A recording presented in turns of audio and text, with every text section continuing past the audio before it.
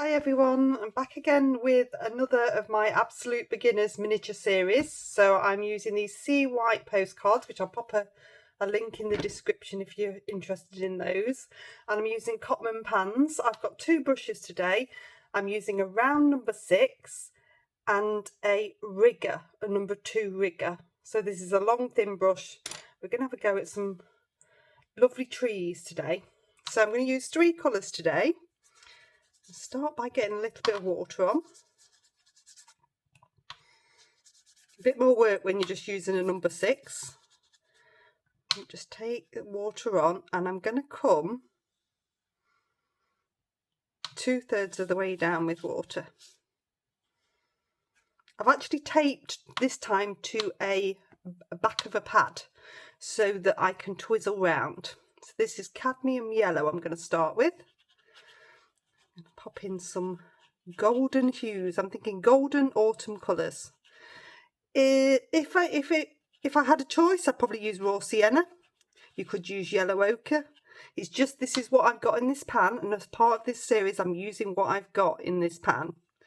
So you can see how they can be adapted. So this is a little bit of cadmium yellow going in there, dabbing in. I'm loading my brush with water as I go. Then I'm going to come into a little bit. This is cadmium red.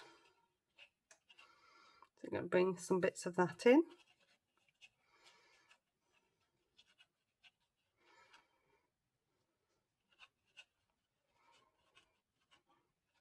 So a little circular motion.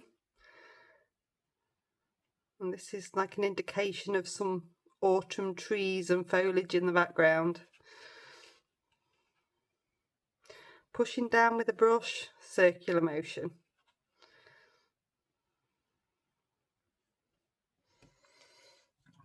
Give my brush a little rinse out. So I'm still on my round number 6.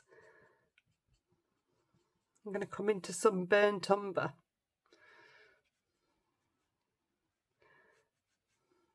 So I loaded the brush with a bit of water first. I'm coming in and keeping this fairly low to the bottom, because I want this to be more shadow appearing here. Okay, then I'm going to come down to my rigger. I'm going to twizzle. I'm going to come upside down.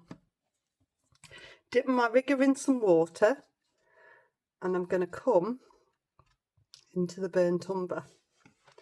Now what I want to do is bring in some distant tree trunks. So whilst it's nice and wet still, I'm just running down. You can rest a little bit on your little finger. I want these to be soft. You'll notice I've not re-dipped because there's plenty of paint on the brush with a rigger. I can just bring some through and create a real feel of some distant tree trunks.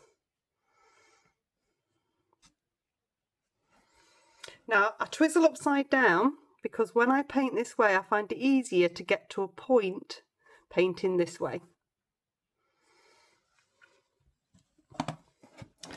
Twizzle back round.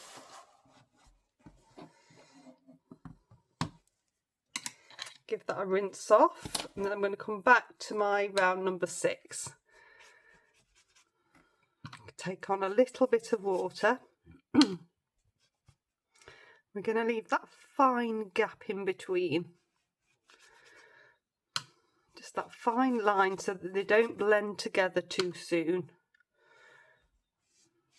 And this is a cadmium yellow coming in.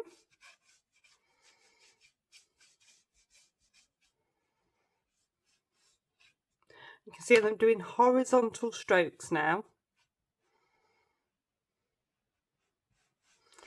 A little fine dry line in between. I'm not going to rinse my brush, but I'm going to dip in a little bit more water, then come back into the cadmium red. I'm going to do some horizontal strokes again.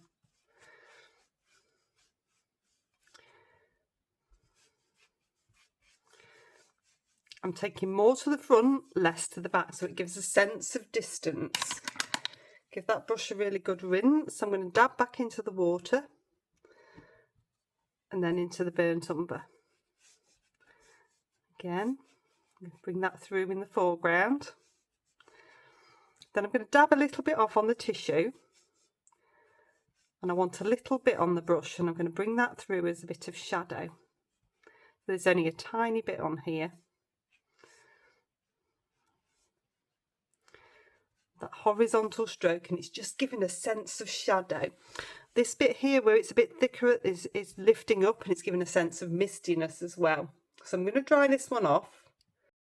Okay, so that's nicely dry now, and this has got a beautiful sort of misty autumn light feel. And you could achieve this with lots of different colours. So I've used cadmium yellow, cadmium red and burnt umber. You could use raw sienna, burnt sienna and sepia. That would be a good option. You could use yellow ochre, you could use burnt sienna, and you could use burnt umber. So there's lots of different options that it works with. Okay, so I've twizzled back round. I'm going to drop back down to my rigger. So this is nicely dry, and we've got some lovely soft trees. So what we're going to do now is bring in some harder tree trunks. So resting on my little finger, I want these to get smaller as they come up the page. I can stagger from the trunk to create the branches, but I don't want to eliminate everything I've done in the background. I find it much easier to paint down to a point. I want you to try it both ways. Some students struggle because it's upside down, and it's just finding which way works right for you. I'm going to put a couple of little trees in. So if I choose to do one here, I'm going to go at a slight angle. So the other good thing is if you go at a slight angle, it's mixing it up. In nature, everything's a little bit different. And all of these little things help. See, I'm staggering those branches off the trunk, and then bringing the finer branches off from the top.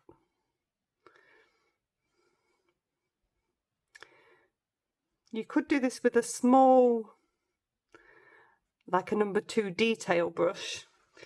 That would work as well, but the good thing about a longer thin one is you get a much more natural stroke, and you don't have to keep reapplying the paint.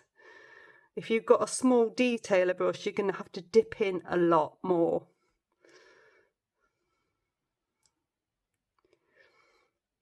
And you just take your time with these little fine branches. You want them to overlap in places.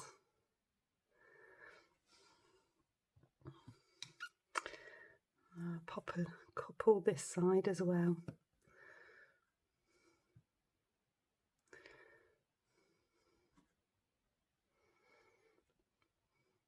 So you've got all this lovely mistiness and soft focus behind, and it gives a real good sense of distance. These little tips that you're going to start to learn that are going to help you as you develop.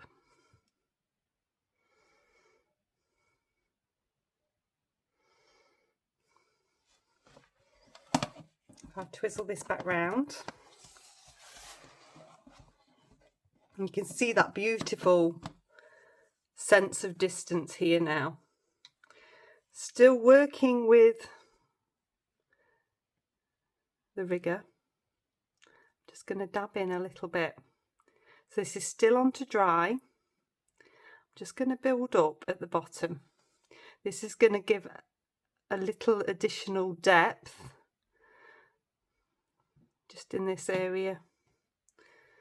So I'm just dabbing on. I just don't want it to be too solid, so I'm breaking it up so it looks like foliage.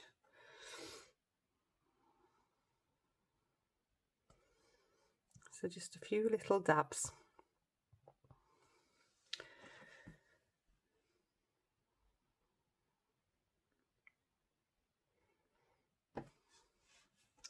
It's really effective.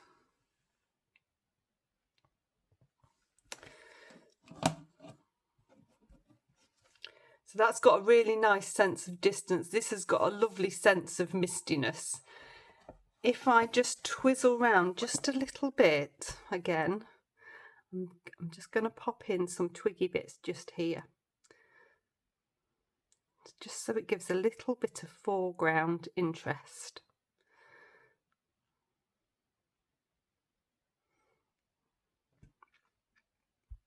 So these could be brambly bits.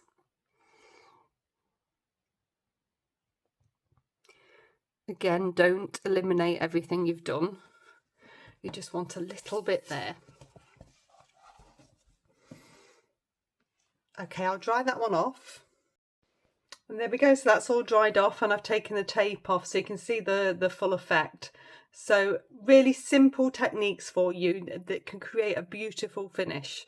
So you've got some wet in there, some how to create distant trees, how to create foreground trees, a tip of turning upside down to help, a nice misty feel, and adding something in the foreground to create a little bit of interest. So I hope you've enjoyed it. If you have enjoyed it, please do like, subscribe and share. I'll pop another one here for you, and I'll see you next time.